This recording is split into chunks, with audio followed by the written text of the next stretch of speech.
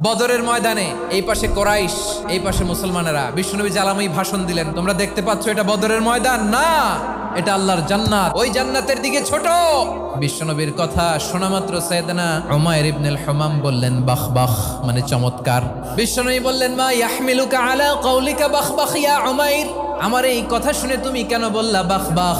ইয়া রাসূলুল্লাহ, আপনার এই কথা শুনে আমি বড্ড খুশি হয়েছি, আর আমি প্রত্যাশা করছি আমি যদি ওই জান্নাতের মালিক হতে পারি তাহলে কতই না ভালো হতো। সুবহানাল্লাহ বলেন। বিশ্বনবী বললেন উমাইর আনতা মিন আহলিহা, তুমি ওই জান্নাতের অধিবাসী, তুমি জান্নাতি। উমাইর চিন্তা করলেন আমি জান্নাতি, নবীর মুখ দিয়ে যখন বেরোইছে ওই জান্নাতে তো আমার ঢুকতেই হবে, কিন্তু হাতে 3টা খেজুর খেয়ে যদি জেহাদের ময়দানে যাই তাহলে জান্নাতে যেতে তো দেরি হয়ে যাবে।